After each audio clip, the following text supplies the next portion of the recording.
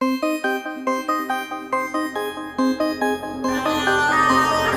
वालेकुम रहमतुल्लाह। दोस्तों, उम्मीद करता हूँ कि आप सब खैरियत से होंगे। मैं हूँ डॉक्टर हाफिज़ मुस्तनसर। काफ़ी दिनों बाद मैं आपके सामने दोबारा हाज़िर हो रहा हूँ। एक मौजू है जिस पर काफ़ी दोस्तों ने मुझे सवाल किए हैं, तो वो ये है कि जब हम सोते हैं तो हमारे मुंह से जो है खराटे निकलते हैं बहुत ज़्यादा। बड़ी ऊंची आवाज़ से जो है मुंह से खराटों की आवाज़ आना, ये बड़ा अहम मसला है। दिखने में ये इतना अहम मसला लगता नहीं है और बाज़ दफ़ा ये अहम होता भी नहीं है, लेकिन हकीकत ये है कि ये बाज़ अमराज ऐसे हैं जिसकी जो मेन वजह होती है वो यही होती है, यानी इस वजह से बड़े बड़े अमराज लग सकते हैं। इसलिए हमें ये चाहिए कि हम इसको जो है इग्नोर ना करें। सबसे पहले तो ये हमें याद रखना चाहिए। दूसरा, सबसे पहले हमें ये पता होना चाहिए कि खराटे जो हैं ये क्यों आते हैं, इसके पीछे वजह क्या है। देखें, हमारा मुंह और हमारा जो नाक है, मुंह से हम खुराक भी खाते हैं, खुराक के साथ साथ हम सांस भी लेते हैं। सांस हम मुंह से भी और नाक से भी लेते हैं। मुंह और नाक ये दो चीज़ें हैं, दो नालियां हैं हवा की क्रॉसिंग के हवाला से। लेकिन ये आगे जाके यानी कि फेफड़ों से पहले जो हमारी हवा की नाली होती है उससे पहले एक होता है वॉइस बॉक्स, वहाँ पर जाके ये दोनों नालियाँ एक हो जाती हैं। अब अगर इस पूरी नाली में कोई रुकावट होगी, कोई मुज़ाहमत होगी, तो ये वजह बनती है खराटों की। जैसे अगर हमारी जो हवा की नाली है, वॉइस बॉक्स जो है, वहाँ पर कोई स्वेलिंग हो जाए तो हो सकता है कि इस वजह से भी खराटों की आवाज़ आ सकती है, खराटे पैदा हो सकते हैं। हमारे जो टॉन्सिल्स होते हैं, अगर इनकी सोजिश हो जाए, ये फूल जाएं, तो ये वजह भी हो सकती है कि हमारे जो खराटे हैं वो पैदा हो सकते हैं। बड़ी ऊंची आवाज़ जो है सांस लेने की या निकालने की वो आ सकती है। इसी तरह और भी बेशुमार वजूहत हो सकती हैं, लेकिन मेन यही है कि मुंह से लेकर फेफड़ों तक अगर इस पूरे नाली वाले निज़ाम में हवा की जो क्रॉसिंग का निज़ाम है वहाँ पर कोई मुज़ाहमत पैदा हो जाए, कोई रुकावट पैदा हो जाए, तो ये एक रीज़न है खराटों की।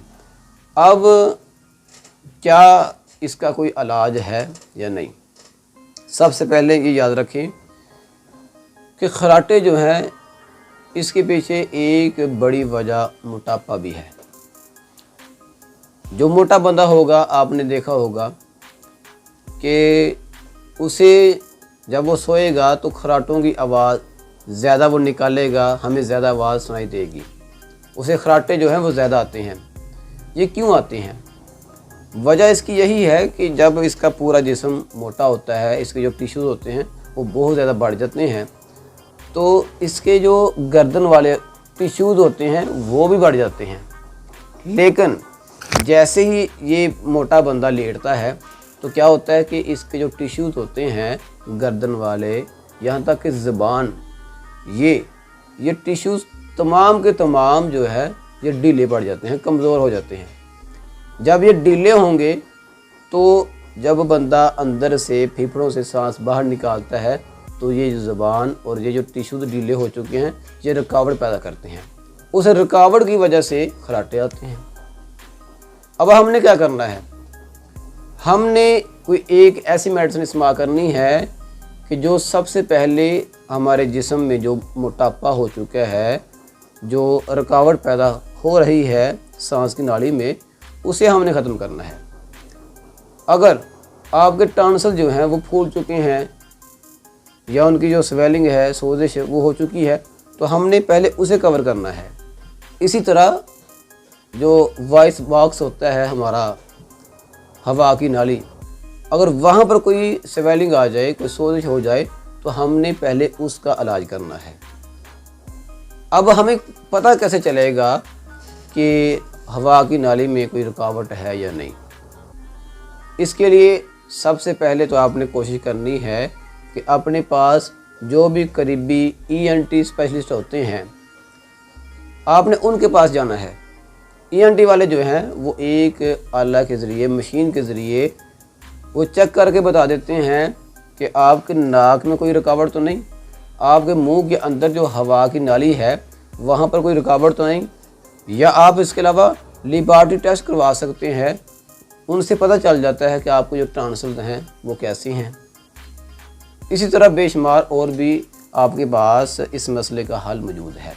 लेकिन क्या होम्योपैथी में इस मसले का हल मौजूद है कि अगर आप खराटे जो है लेते हो बहुत ज़्यादा ऊंची आवाज़ में, तो इसमें हमारे पास इसका क्या इलाज है, इसकी मेडिसिन कौन कौन सी हैं? मैं आज आपको 4 मेडिसिन बताऊंगा जो इस मसले के लिए बहुत ही अच्छा काम करती हैं। दोस्तों, सबसे पहले ये याद रखें कि होम्योपैथी काम करती है इलामात की बेस के ऊपर, सिम्टम के ऊपर। अगर आप अपनी अलामात बताएंगे, सिम्टम बताएंगे, तो हम उन अलामात को नोट करके फिर उन्हीं अलामात की बेस के ऊपर जो है हम आपको मेडिसिन बताते हैं।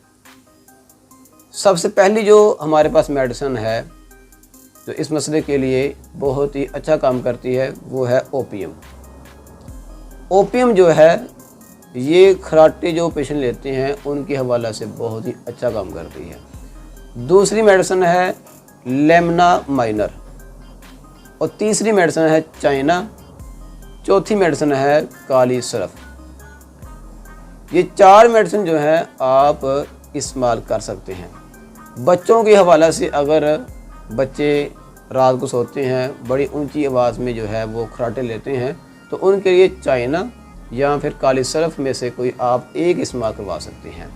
लेकिन अगर कोई मोटा बंदा है तो वो लेमना माइनर ये मेडिसिन या फिर ओपियम, इन दोनों में से कोई एक मेडिसिन इस्तेमाल कर सकता है। दोनों ही बहुत ही अच्छा आपको रिज़ल्ट देगी। और आपने सबसे पहले ये याद रखना है कि अगर आपको ये पता चल जाए कि रीज़न क्या है, तो उस रीज़न को आपने लाजमी याद रखना है और बताना है आके कि मुझे ये मसला है, इसके पीछे ये वजह थी। बाज़ दफ़ा हमने ये भी देखा है कि बंदा, एक बच्चा है, वो ये जो पापड़ वगैरह होते हैं बड़े तेज़ मसाले वाले, वो खा लेते हैं। खाने से क्या होता है कि मुंह की एलर्जी हो जाती है, मुंह में स्वेलिंग हो जाती है, यहाँ तक कि ये जो खुराक की नाली है वहाँ पर भी स्वेलिंग हो जाती है, उनके जो टॉन्सिल्स होते हैं वो फूल जाते हैं। तो बाज़ दफ़ा हमने ये भी देखा है कि उनसे भी ये मसला बन जाता है खराटों का।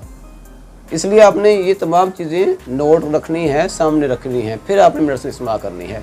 अब आखिर में ये बात करते हैं कि आपने इन मेडिसिन को कैसे इस्तेमाल करना है।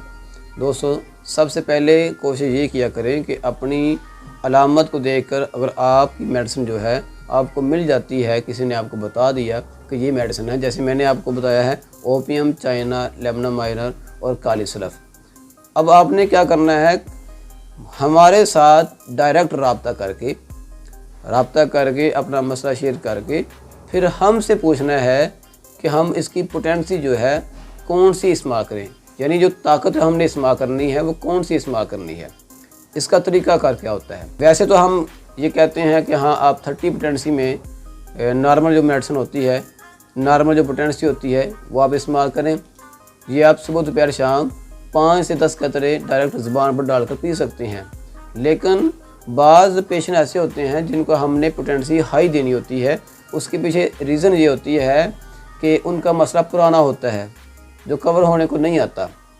इसलिए हमने उनकी अलामात भी देखनी होती है, उनका मसला जो है वो कब से है वो भी देखना होता है। सारी चीज़ें देखकर फिर हमने मेडिसिन बतानी होती है। इसलिए कोशिश ये किया करें कि जब आपको मेडिसिन का पता चला जाए तो फिर डॉक्टर से रब्ता करके पोटेंसी लाजमी पूछें, ताकि आपका मसला बेहतर हो जाए, ना कि पहले से भी ज़्यादा ख़राब हो जाए। मज़ीद किसी किस्म का और मसला हो, मुझे आप वीडियो के नीचे कमेंट कर सकते हैं। मैं इंशाल्लाह कोशिश करूँगा कि आपके हर सवाल का जवाब आपको लाजमी दूँगा। आपका बहुत शुक्रिया। वीडियो अच्छी लगे तो इसको लाइक लाजमी करें और चैनल को लाजमी सब्सक्राइब करें। अस्सलाम वालेकुम।